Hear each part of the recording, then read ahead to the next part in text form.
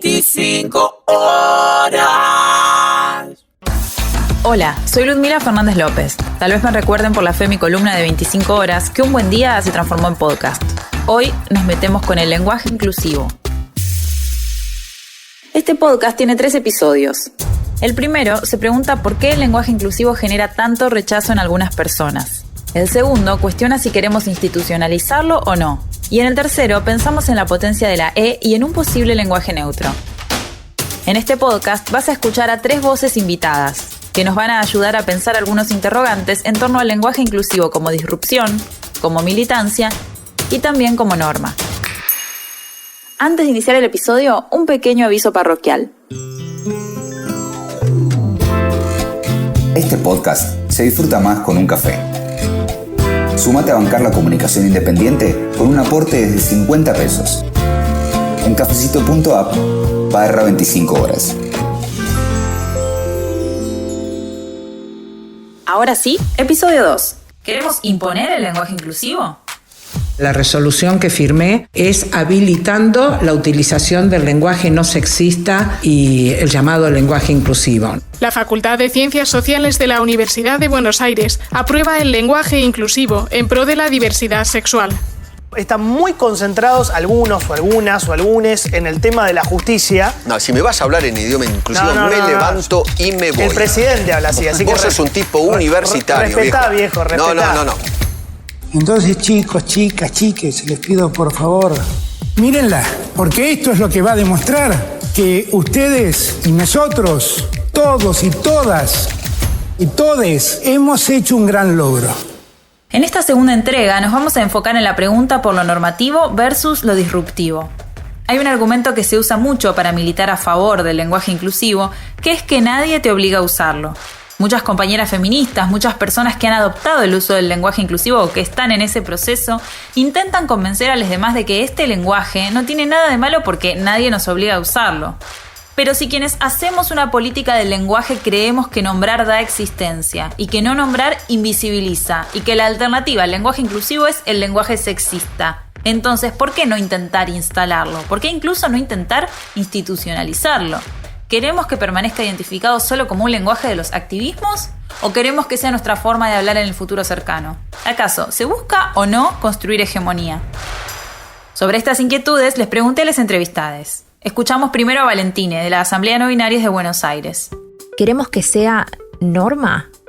Queremos que sea normal, en el sentido de que sea válido usarlo en todos los ámbitos de la sociedad. Esto significa que cada persona e institución pueda hacer un uso responsable del lenguaje, no que vaya a instaurarse como obligatorio.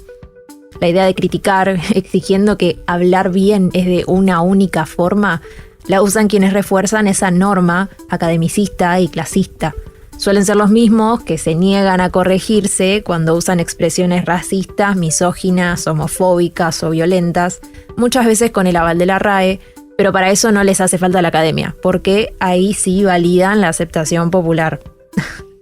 Es que en lo cotidiano hay muchas condiciones determinando qué palabras usamos. La academia lo recoge, pero el lenguaje lo hace la gente, con lo que elige incorporar, con lo que repite y con lo que deja de repetir.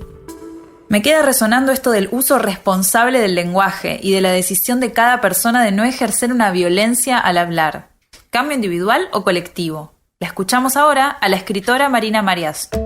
Podemos pensar que el lenguaje inclusivo no busca institucionalizarse, no busca, digamos, el visto bueno o la aprobación de las instituciones, que está en permanente cambio, que forma parte de un cambio y que está en permanente cambio, está acomodándose. Esto que fuimos viendo, cómo fue cambiando la incorporación de la arroba como una posibilidad de desdoblamiento compacto, ¿no? Entre la O y la A, pero después, bueno, la arroba tiene estas complicaciones propias de ser, no ser un morfema pronunciable, y además también algunas personas objetaban que se trata de una A envuelta en una O, dando también alguna simbología de poder ahí también.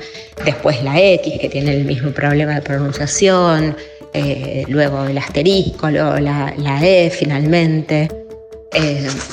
todos estos cambios que se van produciendo dentro mismo del lenguaje inclusivo, que se sobreimprimen en el lenguaje mismo, creo que dan cuenta de este flujo que tiene el lenguaje, de cómo el lenguaje está en permanente cambio y transformación por los hablantes, por parte de los hablantes, les hablantes, que son quienes le dan forma.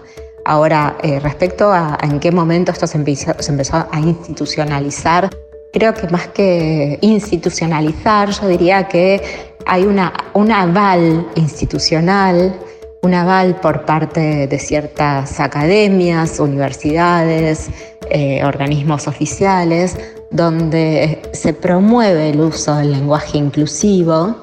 La E es una cosa que recién está empezando a aparecer. El presidente actual, Alberto Fernández, empezó a incorporar la E cuando dice los chicos, las chicas, les chiques, que fue como bastante sorprendente.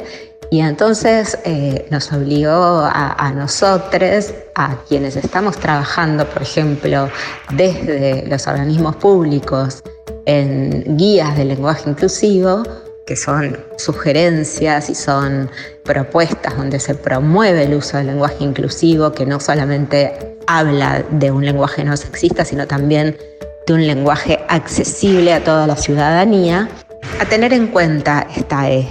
No se le impone a los trabajadores que producen textos públicos, pero se puede tener en consideración como una opción.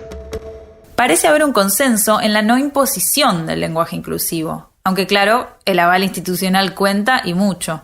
Santiago Kalinowski nos aporta su mirada desde la lingüística, que nos permite distinguir entre institucionalización y gramaticalización.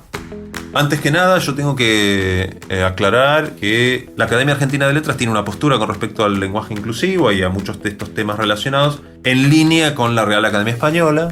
Yo no expreso la postura institucional. Yo lo que hago es un trabajo de tipo descriptivo. Como director del departamento de investigaciones, mi único interés y mi único horizonte de posibilidad frente al fenómeno lingüístico es tratar de ver qué hacen los hablantes. Una cosa es decir que todos sabemos qué significa chiques y otra cosa es decir que eso implica un cambio gramatical. Lo máximo que estoy diciendo ahí es probable que al menos en Argentina y también en otros lugares haya algunas palabras intervenidas con la E o con la X que formen parte ya del repertorio léxico de los hablantes. Para decirlo, digamos, desde el punto de vista lexicográfico, ¿cuál es la diferencia? Si yo tengo la incorporación de algunos neologismos, yo lo que hago es poner la palabra tal cual. Pongo chiques, ¿sí? Y tenemos sobradas evidencias para decir esto forma parte del repertorio léxico de los hablantes, tendría que estar, ¿no? Estas tres, por ejemplo. Chiques, amigues y todes. Estas tres palabras tendrían que figurar tal cual. Lo que no puede figurar todavía, porque la evidencia no lo justifica, no lo soporta, es la E como formante de palabras inclusivas, aunque potencialmente sí sea una posibilidad que aparezca en cantidad de lugares. No es realmente, los datos no nos muestran que eso sea una realidad. Lo que los datos nos muestran es que los hablantes incorporaron una serie de marcadores discursivos, palabras nuevas, neología, para renovar periódicamente el efecto performativo de la intervención en el discurso. Cada tanto metemos un chique, un amigues, un todes, o lo que sea. Entonces el hecho de que eso aparezca en spots gubernamentales y sea aceptado como recurso válido en la presentación de trabajos prácticos o en la presentación de tesis en las universidades o aparezca dentro de recomendaciones en la comunicación del PAMI o del Banco Central, todo eso habla de la visibilidad pública que tiene la intervención y habla de la importancia que tiene el reclamo político que le da forma, que le da identidad a esa intervención. De ningún modo se puede decir que eso, por aparecer en esos lugares, algo se convierte en gramática. Cuando conversé con Kalinowski, le pregunté por qué, si el lenguaje inclusivo no busca ir hacia lo normativo, las universidades ya lo aceptan y algunas lo alientan en la entrega de trabajos académicos. Ya que estamos, el lingüista nos da argumentos para desmontar el mito de que hablar en inclusivo es, abro comillas, hablar mal, cierro comillas. Las universidades para mí no tienen opción más que aceptar el inclusivo dentro de los trabajos prácticos, porque el inclusivo es la expresión política de la persona. No puede la universidad bajar nota por la E sin que eso sea, en última instancia, bajar nota por la idea política que tiene la persona, el estudiante. Entonces eso es persecución de la idea política, ¿sí? Si yo le bajo la nota porque pone con E, porque la realidad es que no sabe lengua. Y esto es algo en lo que insisto mucho. Para usar el inclusivo adecuadamente donde va, hay que tener mayor conciencia de cómo se construye una palabra. En definitiva, hay que tener lo que se llama mayor conciencia metalingüística. No menor, no hay que ser ignorante, al revés, hay que informarse, hay que saber más de morfología, no menos. De modo que yo no le puedo bajar la nota a alguien porque pone la E sin que eso sea un castigo por la idea política que tiene. Y lo mismo al contrario. Yo no le puedo imponer la E a una persona sin imponerle la idea política que viene detrás. Ambos gestos son incompatibles con los principios de la convivencia democrática. Y acá un poquito de historia. ¿Viste que en Argentina, o mejor dicho en la región rioplatense, hablamos así como me estás oyendo? Bueno, ¿nunca escuchaste a alguien decir que acá hablamos mal? Todo esto del yeísmo y del voceo no nos salió gratis. Durante largos años fuimos violentados por nuestra forma de hablar. Nos quisieron imponer el tú y el vosotros. Es más, te cuento una anécdota personal. Me acuerdo de una maestra de primaria corrigiéndome para que diga pollo en vez de pollo y de que nos enseñaban a conjugar los verbos para hablar de tú, pero no para hablar de vos. Y no terminé hace tanto la escuela, ¿eh? La Argentina, el Uruguay, Chile, qué sé yo, durante todo el siglo XX recibió una intervención muy violenta en contra de nuestro voceo, nuestra conjugación de segunda persona. Vos tenés.